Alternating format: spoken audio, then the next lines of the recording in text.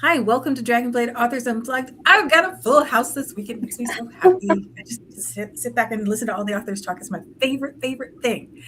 So hopefully by the time you're watching this, your tummies are full of whatever it is that you eat to celebrate your holidays, and you are sacked out somewhere with a good book, and you're just taking a momentary pause to watch us, after which point you will go back and grab these books and spend the rest of the weekend reading, which is what we should all be doing. But let's dive right in. We're going to start off with Ramona's book, which is The Explorer Returns, and it's book 3 in the Brazen Curator series. Can you tell us about this Thanks. one, Ramona? Yeah. Hi, everybody. This is hello. This is my third book in the Brazen Curators. This series is about an antiquities club that stood up in London in 1850.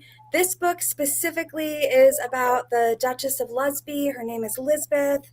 It's a second chance romance. She fell in love with a boy when she was really young. They couldn't be together, so then they went their separate ways. He becomes a famous explorer. She's now a widow. They end up back together in the middle of Syria, which is a whole nother story, but they go on this little mini adventure in Syria to find some artifacts. Still have feelings for each other. There's lots of secrets, lots of things. She leaves him in Syria again. He chases her back to London. This is them really falling back in love with each other again. One of the things I loved about this is I wasn't sure how popular autographs and things like that were in the 1850s, and they were actually really popular. So Oh, I wow. actually incorporated a lot of that into my book because he's a famous explorer. So that's a little bit about the story. Oh, very cool. Very cool. And I love that the Explorer actually returns. So Yes. I'm a big fan of second chance romance because I think you get a little bit of a deeper connection with the characters because the author doesn't have to do so much work building up the initial attraction because there's already that history there. There's already the I love it because I love seeing them when they're really young and they fall in love, but then now they're in their early 30s and it's just a different feel. They've both lived their lives, they've gone through things, and now they're kind of back together. They're going to put each other through a bunch of stuff as well, but still, I like it. very cool. Very cool. And how many more are there in the series? I have three more girls I'm working on. Three more girls, three more women. I'm sorry, three more women I'm working on the stories for. I'm writing the fourth book right now. So Oh, great. Great. Oh, well, it sounds like a blast. And like I said, second chance romance, like who doesn't love that? That's so much fun. Fantastic. Fantastic. Well, the next book, or actually we're going in reverse order. So this would be like the book that comes out like before the last book that came out yeah. is Emily's book, and its Chance Would Be a Fine Thing. And it's book 10. Book this many things. 10 of 20, 10. gang. So buckle up. Goodness gracious.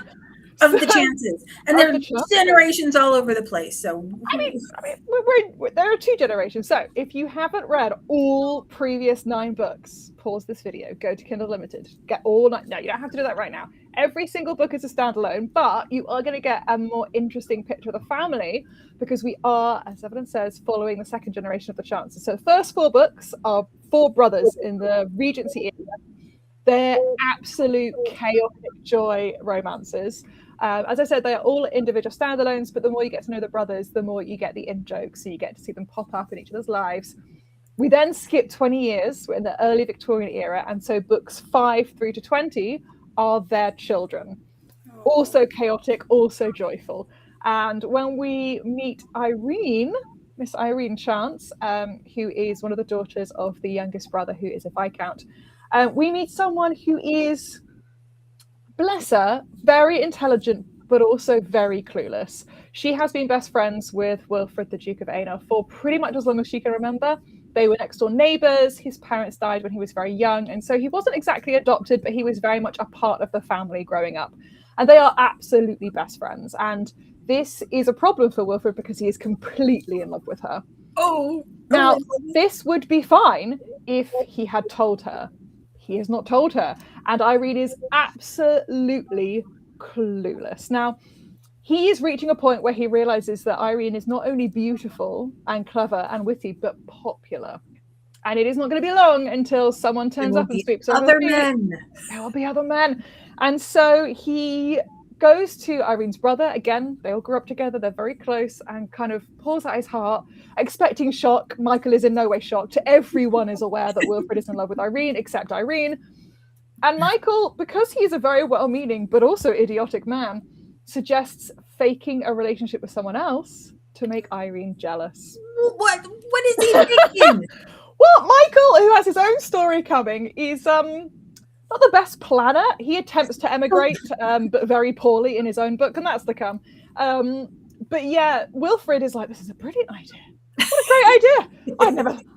This will definitely get Irene to notice me. Yes, but she's mad about it, and Irene doesn't understand exactly why she's mad about it. And there are all these weird and confusing feelings coming up about this guy who has just been her best friend for like her entire life, and she can't be jealous of this woman who's turned up because she doesn't love Wilfred, does she?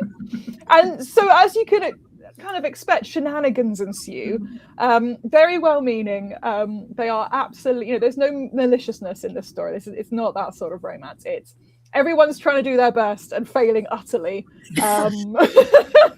which is the best kind of romance in my view. And so you get to meet a few of Irene's siblings.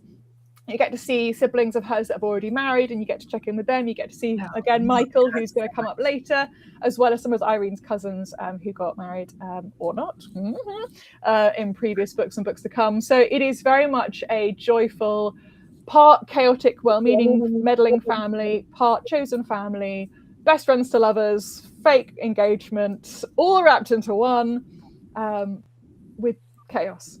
Yeah, does that make sense? Yeah. The only thing we don't have is only one bed. So like, or do we? Oh, goodness. It is one of my absolute favorite tropes, to the point where my editors start to tell me, could we not have this trope? Because you haven't had it the last 4 books, and we are struggling to get meaningful force proximity scenes in here. You're just giving them one bed. That's not enough for it to only be a one bed, Emily. So I guess you'll have to read this book and find out whether this one does include an only one bed scene. Oh, fantastic. Well, it sounds like a huge amount of fun. And I love that we get to see the rest of the family over and over and over again, because when I get attached to a couple, I like to get to see them, as they're moving. It's very meddling, well-meaning everyone means well. And there is no one mean in this family. But unfortunately, everyone's methods are slightly suspect. Such a life imitates art kind of thing. Oh, wouldn't know what that's like. Awesome. Well, the next book, again, this way, that comes out this week is Mary's book, and it's Death on the Doorstep. Like, way to give it away right in the title, Mary. Like, boom, right there, Death on the Doorstep. And it's book 7 in the Silver and Gray series. Yes. This is slow burn Victorian mystery. Yes. Yeah, mystery romance with. By this time, our couple have got together, in fact, and they are married, and they're just come home from their honeymoon. And the first thing almost they discover is 2 bodies on the doorstep of Constance's old home, which doubles as a very upmarket brothel in Mayfair, which is what she does. She's the madam of this brothel. But she's a bit more than that. Anyway, I won't go into that because you'll have to read the earlier books to find it all out. But she's very happily married, and she comes home and finds these bodies on her doorstep, and they don't seem to be well matched.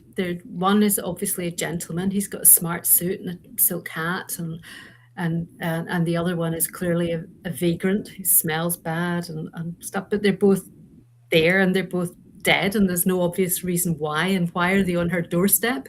Because nobody knows either of them, so they have to find out who they are. But also the police are suspicious because they know that she's what goes on in the house, so they're suspicious, and they're suspecting all sorts of weird and wonderful things. So she and Solomon obviously have to stick up for each other and work out what's going on. It turns out one of the dead men is a neighbor who lives a few doors around in the square, and the other one is a mysterious vagrant. There's no obvious connection between them. So the story is basically about them finding out who these guys are, what happened to them, and why they're on her doorstep, because there's no real reason for them to be there. That's not nice of the author to do. Like you go away on your honeymoon, you come back, and somebody puts bodies on you. That's not nice of the author to do that. No, I feel it's a bad thing, but then she's not terribly popular. People find out what goes on in her house, and they think, well, you're lowering the tone. So, are they just trying to get rid of them? Or, I mean, were they killed somewhere else and just planked there? Or did somebody hurt them on the doorstep? And why were they even there in the first place? So anyway, I hope it's a good mystery. And Constance and Solomon are obviously still, they're married and they're very happily married, but they have the little things like trust and secrets that they obviously don't know everything about each other yet. So they're still, and they're very protective of each other as well. So there's things that they maybe should have said that they haven't. So there's all this to come out. My editor said it was moving, so I hope he's right, and I hope everybody thinks so. I'm sure he's right, and I love when we get to see an already established couple and get to watch them navigate through that deepening relationship. I think that's like, it's just so lovely to get them to see them figure out how to be married together. It's like, it's a little bit different, because so we're used to saying, okay, that's the end of the story, they're married and all is well, and they all live happily ever after. But it's not always like that. You have to, there's a lot of things going on, and it can still be romantic. It doesn't just have to be, dull stuff. Also your bodies too. Yeah, they still got them. So how many Silver and Grey books do we have to look forward to? Well, this is book 7, and so there are 2 more after this, and that should be it after that. Very cool. Very cool. Well, I'm excited for this book and for the rest of the series. So fantastic. Thank you. So the next book that came out, again this way, is Elizabeth's book, and we have another Irene. It's like not often that we have 2 Irene. We have another Irene. Great name. It's Irene's Fall, and it's book 3 in the Ladies of Monroe. No, it's the final Book one. 5. Book 5. I think it was one of those prime number ones. I had an inordinate amount of fun writing this book. It was supposed to be a 4-book series, and then Irene's actually the villain, well, a minor villain throughout the series. And I was getting a little bit tired, first of all, of men being always the reformed rake and everything, and the woman was always, playing the game nicely, and the men get to be jerks at first, and then and then become heroes. And I thought, what if that was what happened with the woman? And what actually happened was she was the major villain in the first book, and then there was a scene about halfway through where our heroine, I want to say, looks beyond the veil, and she sees something more subtle, more, I even want to say, like tender behind Irene's facade. Oh, I love that. And it's very, very brief. It's not even a paragraph. And I was so moved by it. I mean, like I didn't write the book. The characters, you know how it is. The characters did this little revelation to me, and I was like, oh, really? That's interesting. And so I approached Dragonblade, can I please write a 5th book, because she deserves her own story. And they were very accommodating about it. And so she continues being a minor villain throughout. She's very arrogant and manipulative. She's a real schemer. And part of the problem is that her parents want her and her sister to marry only a man of rank, a nobleman.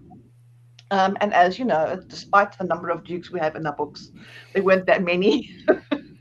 And many of them were married, and some of them were perhaps not wealthy enough, or whatever the case may be. So it's difficult to find yourself a nobleman, especially if you are not the nicest person.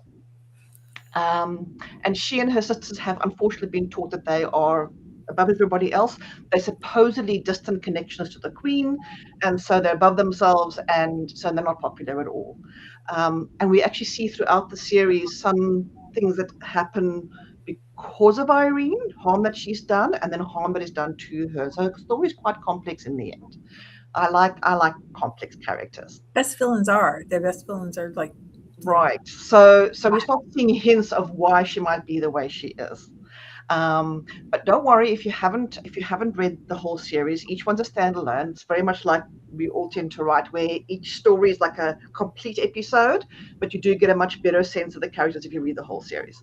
In Irene's case, she starts off really approaching her like sixth and final season, attempting to find a husband after she's kind of this year or not. Yeah, pretty much.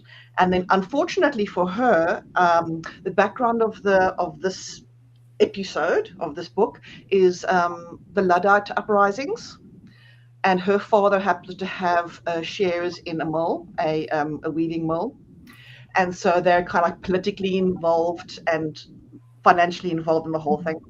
And she ends up, I don't want to give the secret away, but for a reason, she ends up falling off her horse and actually being trampled by it. She breaks her leg. That's Irene's fall. Right, but that's also because pride comes before a fall. So Irene's got some lessons to learn. I like to describe Irene almost like a butterfly in that, well, actually a caterpillar, because she really has to break down to her primordial mush to become a whole new person. Otherwise, the change wouldn't be, I don't think, realistic for someone like her to change that much. She really has to be broken down completely so we can rebuild her. And so she finds out all kinds of secrets about her family that are horribly scandalous. And then at the same time, she meets in the park, when she breaks her leg, she meets Nathaniel McCrae. And Nathaniel McCrae is a gentleman. He comes from a good family, but he, for some other reason, decides to hang around with all the lowlifes. And no one knows why, except him and his family. So he's not the kind of man that she would actually normally hang around with at all. He doesn't have a rank. He's got a terrible reputation. But of course, he's devastatingly handsome.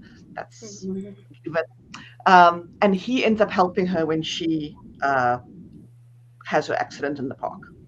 And then again, for reasons I can't tell you, he then takes her home and decides to hang around because there's a reason why he hangs around the lowlifes of society. He's actually got some secrets of his own. I'm being incredibly vague because there's a lot of mystery in the story. No, now we have to read and find out. It's so hard to tell parts without giving other parts away. But let's just say, tell us. We want. He ends up hanging around her a lot because there's something he suspects is going on in that family that she's not aware of, that he doesn't want to tell her and offend her. And at the same time, they're sort of falling for each other. Oh. And the irony is, she's supposed to be this superior being, and he's this lowlife, but it's actually like the opposite. You know, she's like a real villain, and all the rest, and he's actually quite a good guy. And I think that's all I can really say at this point. Yeah, that's it. Now we have to read and find out. It's got lots and lots of subterfuge, and like I said, it's quite a bit of a mystery and a romance together, because there's a attempted murder as well. And their lives become very conflated together, and secrets are revealed that change both their circumstances completely. So I think that my husband read the first book when she's the absolute villain, and when I told him book 5 was going to be her redemption story, he was like, forget it, there's no ways that woman deserves that man. Well, she go after the primordial. Give me a few chapters, I'll convince you. And he was like, I'm disappointed, I actually like her now. So anyway, long story short, I had an absolute ball writing the story. Absolute ball. It was fun. It was full of adventure. There's action. There's mystery. There's secrets. There's romance. There's longing. There's all the juicy stuff but I would want to know. Lovely. And this is Dragonblade Sweet Dreams. The Dragonblade Sweet Dreams, yeah. So people always say they're sweet, but I'd say I'd hit more towards like sensual. Because it's not just we get the sizzle, we just don't get the thing. There is a physical element, it's just not bedroom. Well, there's a little tiny bedroom scene, but you don't get to see too much. Yeah. Give me the sizzle, none of the steak. I mean, that's not really, but No, I was. Oh, I beg your pardon. Hey, shush! He hates delivery people. Yep. Well, that sounds like so much fun. And Yeah, I can say, if you can't tell how much fun I had writing the story, then I've done it wrong. Yeah, because I love a heroine redemption arc. Susan Elizabeth Phillips wrote one, and I can never remember the title of it. It's Sugar Baby or something like that. It was one of the. Oh other yes, I know that one. Yeah. And you just think when you start reading and you find out what she's done, you're like, I can never like this person. There's no way you can never like this person. And by the end, you're like, oh come on, let's Don't know. I really had to break her down completely. I mean, she's not the same person by the end of the story. Yeah, fantastic. Okay. Lots to look forward to there. So then the last book that we're going to talk about, which is actually the first one that came out this week, and the last time that I'm going to do this today, is Kate's book, and this is Courtship at Linlithgow. I practice saying that so many times because I have to say it to myself every time I write it out so I get all the letters in the right order. Courtship at Linlithgow, and this is book 1 in the Thistle and Rose series, and it's a Scottish romance. Kate, can you tell us about this one? So it's my first full-length novel with Dragonblade. This one is set during the 16th century at a relatively peaceful time for King James IV, who his palace at Linlithgow was considered to be one of the most lavish courts in all of Europe at the time. So I actually had a lot of fun researching the kinds of over-the-top types of things that he may do to impress his guests. That was my imagination went insane on this book. I do write primarily Scottish historical romance. I did a Victorian era short story for the anthology in Halloween, and I had a ball writing that. So I might do some more Victorian England, but that was my first step away from Scotland. And for this series, I focused on in my primary series that I wrote a few years ago, I focused on the Highland chiefs, but for this one, I focused more on the earls of Scotland and their influence on the king and the king's influence primarily on them. So you do get as much of the hero as you do of the heroine, which is I'm pretty comfortable working in. And though I had intended, in all my heart of hearts, of focusing just on the court, as Elizabeth had said, those politics, they just seep in. You can't help yourself. There's so much true history that is just absolutely fascinating. And then I got my hands on a poster called, I can't remember the name of the company. I wish I had written it down so I could shout out to them. I had gotten my hands on a poster called The Mythical Beasts of Scotland. And oh my goodness, in the entire series that I've written so far, because the second book is written and submitted, the third one I'm in the process, those mythical beasts. Now, this is a book about a court, the king's court, but these things want to be in this story. I have no control over it. I honestly, as a couple had said before, sometimes I'm fine when I'm writing, my reader is here, my writer is here, and they're experiencing it at the same time. So I do get those shock moments like, I can't believe you just did that. How am I getting him out of this? Like, how is he getting out of this pickle now, right? So it is in the Flame series, so there's lots and lots of spice. All of my books are typically a 4 out of 5 steam level, and I absolutely love writing chemistry between characters. I'm not as good with the hearts and flowers, but I'm much better at the steam, and then everything else kind of comes together at the end.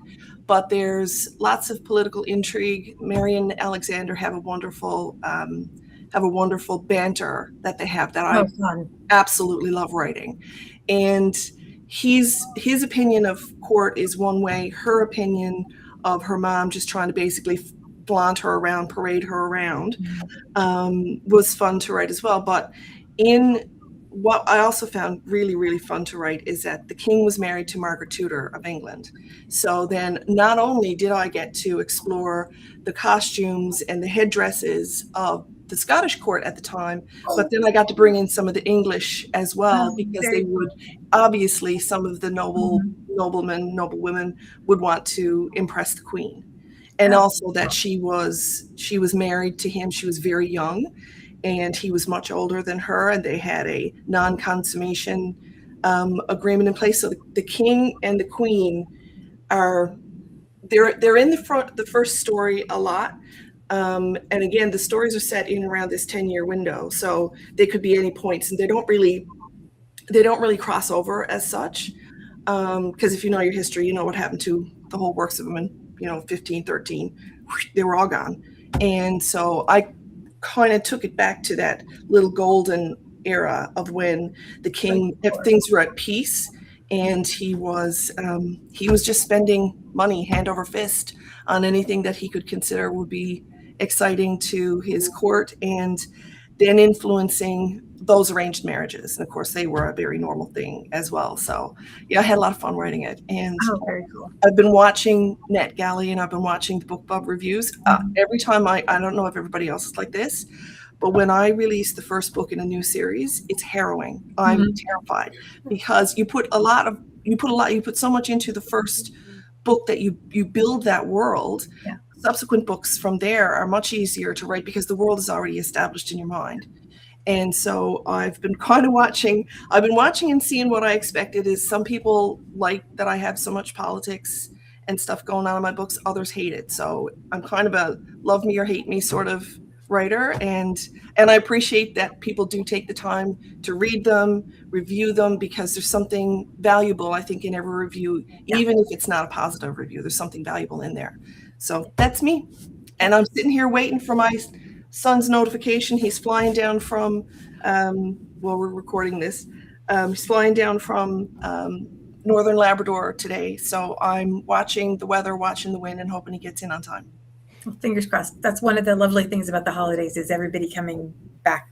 Absolutely. All my kids together, I think, for like 6 hours. Yeah. Before they got to stay again. But, it's like I'm going to get a window. There's a window. Not quite as long as the Kings, but still, Yep. Awesome. Well, we just have a few minutes to talk, and I'm really curious because when I asked Kate and I have just lost all my words. When I asked in the previous chat about this, they were not planner people. I'm like, how can you not be like, we're headed towards New Year's, like it's planner time. Yeah. So are you all planner people, or do you just like burst your way into the new year hoping for the best? No planner. I'm a digital planner, so I don't have like a printed out hardback thing. Kate, only because I will lose it. As soon as I write it down on a piece of paper, the piece of paper leaves this house, and I don't know how it does it, but it does. So I have a digital planner, and then I have the calendar, which is shared with family, so I can see what everyone else is doing at the same time. My son wanted to know why I forgot something yesterday. I said to him, because it's what my diary looks like. Whoa. No, I need Control F to be able to find stuff when I'm like, when did I say I was going to do that? When are we seeing so and so? When are the bins going out? Control F. What about you, Ramona? Are you a planner person, or are you just hoping for the best? I'm a planner. I actually just switched to being more digital, though. I think because I had a planner that I was doing everything in, and then my family had a digital calendar that did not have all my stuff. And they were like, what are you doing? So I just a month ago switched to all digital. But I actually am trying to plan less for next year. I feel like I overplan, and then I'm like, I don't want to do any of it. So this year, or 2026, I'm trying to plan less. So that makes sense. I think there's something about that, always feeling like you're behind.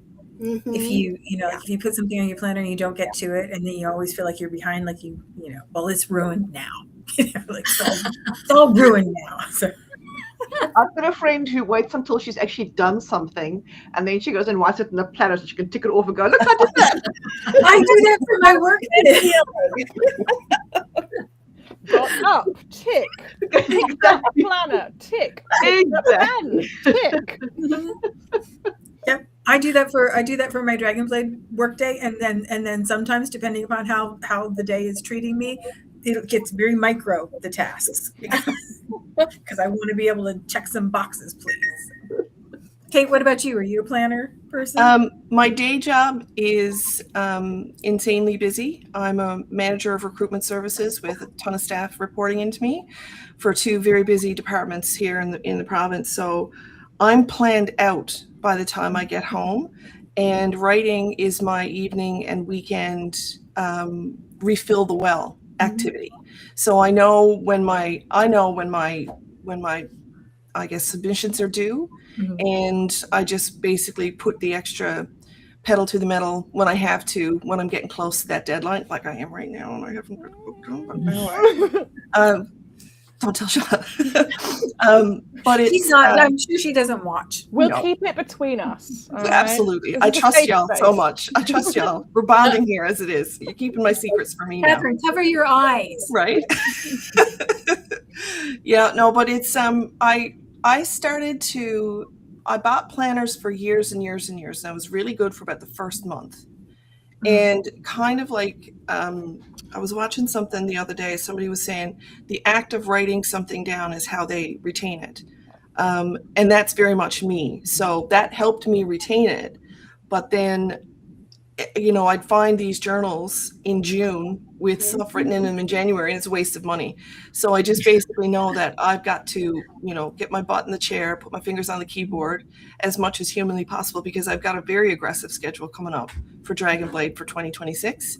But I'm excited for it because it's my witch trials, my Scottish witches for 2026. I've been researching on this for 15 years. Oh, fantastic. And I finally thought, you know what? I think Dragonblade is the place for this. I think they're going to find a home.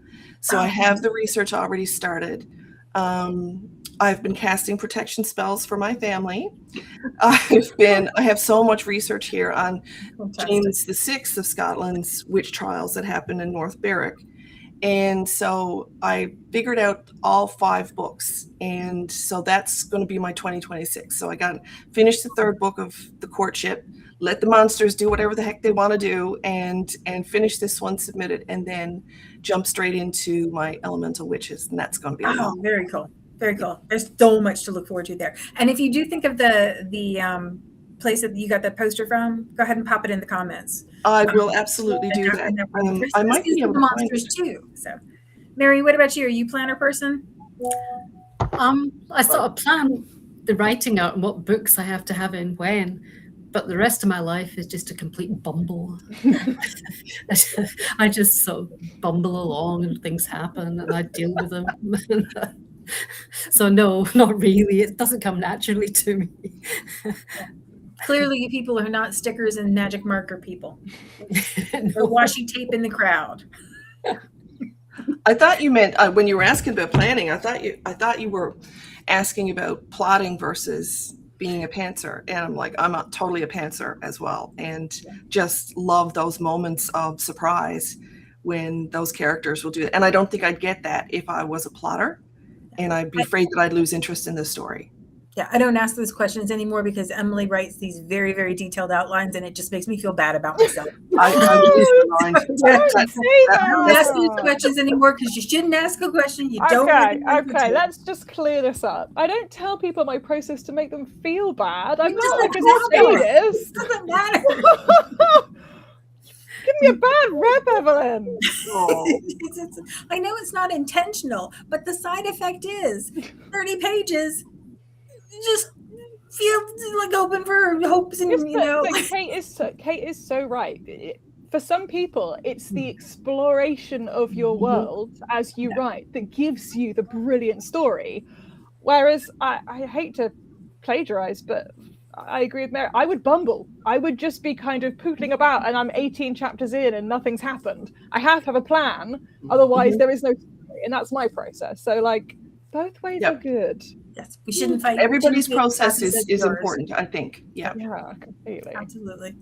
Ladies, we could talk all day. I would be perfectly happy to do that. And Kate Archer in the chat the other day mentioned that she makes coffee and milkshakes with whiskey. And so, like, I was thinking perhaps we could, you know, at some point do something like that, and that would be delightful. But today is not that day. So I appreciate you taking the time to talk to us. I'm going to put all the books, including of the authors that we didn't have a chance to talk to. Charlotte Wren had a book that came out, that Charades and Chivalry, and Dana Quince had a Lion's Den book that came out. And I will make sure I pop that in the comments as well, so you can make sure you grab all your Dragonblade books. So when you're sitting around with your little full tummies from your holidays, you have plenty of stuff to read. And I'm going to say the same thing I say every week, and it's like the window's gotten smaller. So if you see a book, a Dragonblade book on pre-order, get it. Don't wait. Jump on it. Right then, you get 2 weeks from the time it goes on pre-order, not from release time, from the time it goes on pre-order, to get the book at 99 cents, which is less than a bad cup of coffee. What are you waiting for? Get it. And if you don't, you can always read in Kindle Unlimited. I hope everybody has a blessed holiday, however you celebrate, and a fantastic new year. And we will see you next time. It's good to see you all again. Thanks Take care. all. Thank you. Bye. Good to meet everyone. Happy Christmas.